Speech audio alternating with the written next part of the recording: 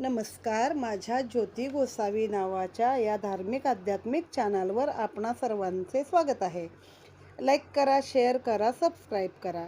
आता आपण पाहत आहोत शनी लीलामृत अध्याय 16वा आणि या अध्यायामध्ये चंद्राला दंड केलेला आहे, चंद्राला दंडक दिलेला आहे. त्याचा आपण आता पाहूया. वक्रतुंड महाकाय सूर्यकोटी समप्रभ निर्विघ्नं कुर्मे देव सर्वकार्येषु सर्वदा. गुरुर्ब्रह्मा गुरुर्विष्णू गुरुदेव महेश्वरा. गुरु साक्षात परब्रह्म तस्मै श्री गुरुवे नमः. नीलांजन समाभासं रविपुत्रं यमाग्रजं छायामार्तंड संभूतं तं नमामि शनेश्वरं. नमस्ते सर्वभक्षाय बलिमुखं नमोस्तुते. सूर्यपुत्र नमस्ते तू भास्करे भयदाय च. अधोदृष्टे नमस्ते तू संवर्तकं नमोस्तुते. नमो मंदगते तुभ्यं निस्त्रिष्याय नमोस्तुते. आता इथं आपण हा अध्याय पाहूया. श्री गणेशाय नमः. श्री शनेश्वराय नमः. श्री सरस्वते नमः. यया बहुप्रासादिक अध्यायी कथा बहुसुरसपाही. दुष्टकर्मे करतो कुणीही दंडासी पात्र होण्याची तया. असो रंक अथवा राव तया दंड देतोची शनिदेव. त्राही त्राही करोनी जीव धावतो मग सैरा वैरा. नीतिधर्माचे करिपालन शास्त्रांचे अमर्याद आचरण. शनिराज कृपावंत होऊन अंतर्बाह्य सांभाळी तया. दुष्टाचे करुणी निर्दालन करी सज्जनाचे रक्षण. संसार चिंता हरुणी दारुण कृपा कटाक्षे न्याहळी. सनातन शास्त्र नियम उल्लंघून ती निधर्म पायदळी तुडवून. यथेच्छ दुराचारी पूर्ण शनदेव शासन करती तया. सर्वांगाचे करुणी कान श्रोती असावे सावधान. वर्ते जो दुराचारी जीवन दुर्गतीच्या फेऱ्यात सापडेची तो. सकल देवांचाही जो गुरु तो बृहस्पती ज्ञानसागरू. तयाच्या आश्रमी देवकुमारू अध्ययनासाठी राहती. गुरुपरिवार आणि शिष्य परिवार दुजे न मानती साचार. अवघे ज्ञान यज्ञा माझी निरंतर सत्कर्मे आचरती. बृहस्पतीचे आश्रमी यज्ञाधिक कर्मी. समस्त राहती उद्यमी सत्कर्म करोनिया. श्री गुरुचे आश्रमात गुरुकांता बृहस्पती समवेत होती परमानंदी निरंतर सकळाची या सेवे. तारादेवी परमसुशील सुंदर गुरुसी प्रीती करी निरंतर. मानुनी पतीसी परमेश्वर सेवा करी उदंड. आश्रमी निवासी देवकुमार त्यांच्या सेवे गुरुपत्नी साचार. सुरस सुस्वादे भोजन उदर तृप्तीने भरवी निरंतर. येणे परिक्रमिता बहुदिन ज्ञानयज्ञ चालला जाण. पुढील कथा अनुसंधान सादर सावधान परसावे. गुरुच्या आश्रमी देवकुमार अध्ययनी रमत निरंतर. बृहस्पती गुरुवर सकल सिद्धी देत तया. देवकुमारा माझी एक सुकुमार चंद्रदेव बहु सुंदर. स्वस्वरूपे गर्व निरंतर मिरवी समजता माझी. स्वस्वरूप गर्व बहुत असे तेने अध्ययनी उणे पण दिसे. आश्रम नियमी उल्लंघन होत असे काही प्रसंगी तेथे. पुढती द्यावे अवधान इंदूचे कैसे वर्तन. केव्हा अपराध घडला हातून सुधाकराचे ते दवा. सुधाकर म्हणजे पण चंद्र, इंदू म्हणजे पण चंद्र. कैसी घडली आगळीक नीतिधर्म विसरला क्षणिक. मग विपरीत वर्तले देख श्रवण करावे सुजन हो. गुरुपत्नी परमसात्विक समस्ताची माऊलीच देख. तिजसी स्पर्श घडला अजानपणे देख चंद्रा हातून ते धवा. गुरुपत्नी केवळ माऊली नित्यकृपेची सावली. अवघे तियेचे पाऊली नतमस्तक होती सदा. परी तिच्याकडे दुर्वासने पाहे इंदू भ्रमला महामोहे. गुरुकांतेसी स्पर्श हे पापकृत्य विसरोणी. कामवासना तिये अवसरी उपजली तयाचे अंतरी. म्हणून दुर्वर्तन तेथे अवसरी त्याचे हातून घडले बा. कामभाव येणे परी उपजला चंद्राच्या अंतरी. मतिभ्रष्ट होऊनी अघोरी पापकृत्य घडले तेथे. विकल्पे भरता मती फिरे सकळ कर्मगती. मग शनिदेवाची साडेसाती पाठी लागे चुकेची ना. तै भ्रमिष्ट होता मती, अपराध घडला चंद्रा हाती, कलंक बैसला माथी, गुरुकांतेची या विटंबनेचा, लोक सकळ निंदिती, शनिदेवा ही कळले निश्चिती, आता सुटणे नाही कल्पांती, या दुष्कर्मापासून. या म्हणजे तेव्हा पण साधा गुरुपत्नीला स्पर्श केला वाईट वासनेनं तरी केवढं त्याला दुष्ट शासन देत होते, आणि आता काही लोकांना भीतीच नाही राहिलेली याबद्दल. आला शनदेवाचा क्रोधानळ, 7.5चा फेरा प्रबळ, न सुटेची जीवा सकळ, निश्चित जाणा भाविक हो, शनदेवाच्या कोपे जाण, उरी आदळेचे कर्मबंधन, कोणीन सुटे यापासून, इंद्रचंद्र वा असो कुणीही, शनदेव आले चंद्राच्या राशीस, बहुत पिडले चंद्रास, झाला उद्विग्न बहुवस, पुढील कर्मशेष जाओन या, म्हणे उगीचची भ्रष्टली मती, अंतर्मळले निश्चिती, शनदेवे नियोजिले पुढती, तेन चुकेची कदा काळी, मनी म्हणे उगेची ये रीती, फिरली प्रारब्धाची गती, आता शनी तापापासून निश्चिती, सुटका नाही मज लागी, चंद्र सौंदर्य आकाशी अपार, शीतल तेज धवल मनोहर, ते शनदेव कोपे सत्वर, लोपू लागले क्षणात, शनदेवे दाविला चमत्कार, चंद्र सौंदर्य लोपले सत्वर, मग इंदू तो चतुर, दुःखे विवळता अंतरी,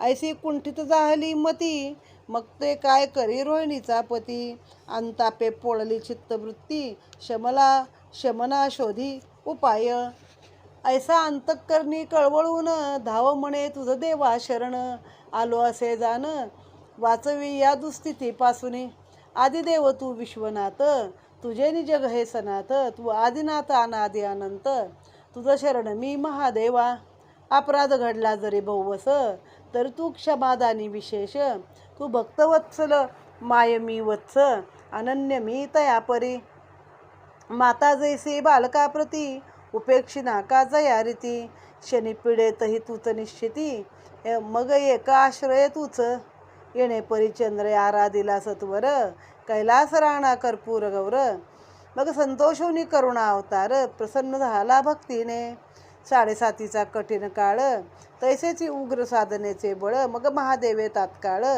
साह्य दिदले चंद्रासी, ती चंद्राची अवस्था दारुण, पाहून द्रवला करुणाधन, साह्य त्या करावया भगवान, आदिनाथ त्वरित धावला, प्रमाद येणे घडणं हा मनुष्य स्वभावाची जाण, अपराध पोटी घालून, क्षमा देवराव करतसे, विश्वाची उत्पत्ती स्थिती संवारता, तोची एक भक्ता रक्षिता, दुजा तेथे असे न तत्वता, हे चंद्रासी जाणविले तये वेळी, भावे करता भक्ती, भय क्लेश चिंता सरती, अनेक पावे परमशांती, संसारी दुःख सागरी, भक्तांतरीची समस्त खंती, चिंता दारुण उद्वेग नास्ती, शिवनामाची ही अपार शक्ती, चंद्र हृदयी जाणवली तया, शिवभक्तीचे अपरिमित बळ, प्राप्त होता तत्काळ, मग चंद्रासी जास्वनीळ, उपदेश करी हळुवार, चंद्रदेवा श्रवण करी आता, तो एकची विघ्नहर्ता, स्मरण करी चित्ता,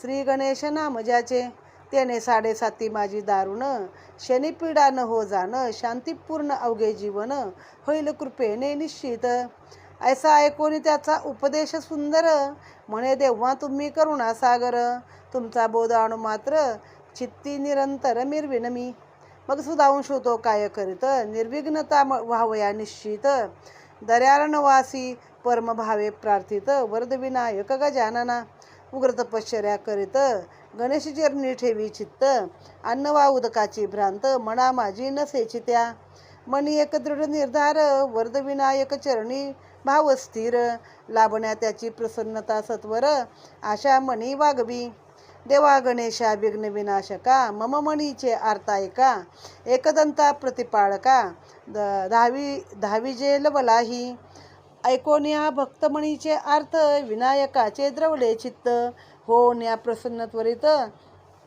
काय त्या प्रती बोलते झाले, चंद्राची साधना पाहुणी प्रखर, झाला प्रसन्न परमेश्वर, मग आपल्या भाल प्रदेशावर, मग स्थान दिदले तयासी, भक्तजने परसावे निश्चिती, एकविध भाव धरुणी चित्ती, काय म्हणाले एकदंती, चंद्राप्रती शुद्धमती जाहली या, ऐकून ती अमृतवचने संतोषला मनी म्हणे. आता विघ्नाचे भय ना धरणे, कवने काळी भक्तोत्तमा तुझ. तू तप केले निर्धार, धरुणी शुद्ध झाले अंतर. आता विघ्नाचे तो परिहार, सकळ असे झाले अहंकार जाता दूर. मग ग्रहदशा होय सुकर, शनदेव त्या जीवावर कृपेचे सिंचन करी. एक गुह्य सांगतो निश्चिती, अंगारकी चतुर्थी लागणेश पूजिती. तया विघ्ने न बाधती सदा सर्वदा, शास्त्रकर्माचे शुद्ध आचरण हेची नित्य व्रत जाण. हे करी तया शनी पीडन, कदा न घडे निश्चित. ज्याच्या शास्त्रावरती विश्वास पूर्ण, श्रद्धायुक्त शास्त्राचरण, त्या दोनोचे घडता अनुष्ठान. देव आणि दैव सहाय्य होती, स्वकर्मे निष्ठेने करती. विवेक वागविती चित्ती, त्यावरी शनदेव धरती आपले कृपा छत्र शिरी.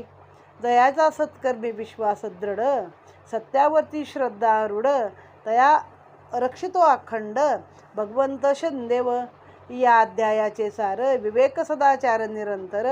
जागोनी भजे शनीश्वर, तया शनी पीडान हो कदा काळी. विनवणी ही सलगीची, ठेवा जागृती विवेकाची. हीच कृपा शनदेवाची, अन्य तुझे नसे काही. श्री शनेश्वर लीलामृत ग्रंथ महान, त्याचा तोची वदता जाण. दासशिवासी निमित्त करून, कृपामृत तोची वरसला. इति श्री दासशिवाजी विरचित श्री शनेश्वर लीलामृत ग्रंथ. परियसा भाविक भक्त विनंती सकळिका. इति षोडश अध्याय समाप्तः. शनदेवार्पणमस्तु. आता याच्यामध्ये कथा अशी आहे की बृहस्पती हे देवांचे गुरु, आणि त्या सगळ्या देवांची जी बालकं असत किंवा काय जे छोटे देव असत त्यांची बालकं असत, त्या सर्वांचं अध्ययन गुरूंच्या घरी व्हायचं. आता ती गुरुपत्नी तारा ती माऊलीच ना. आता राम गुरुच्या घरी राहिला, कृष्ण गुरुच्या घरी राहिले सांदीपनीच्या, पण ती माऊलीसारखीच होती. आणि हा चंद्र दिसायला देखणा एकदम सुंदर, त्याला आपल्या सुंदरतेचा गर्वच होता आधी मुळात. आणि ती गुरुपत्नीकडे पाहून त्याच्या मनामध्ये वाईट वासना निर्माण झाली आणि त्याने तिला स्पर्श केला त्या वासनेने. त्याच्यावरती जो चंद्रावरती किटाळ आला आणि चंद्र पूर्ण त्याचा रंग बदलून गेला. त्याच्यामागे साडेसाती लागली, म्हणजे वाईट वर्तन करणाऱ्याच्या राशीला शनदेव लागतात. आणि मग चंद्राचा रंग पूर्ण काळपट झाला, चंद्र काय निस्तेज झाला. मग आता त्याला खूप पापाचं पश्चाताप झाला.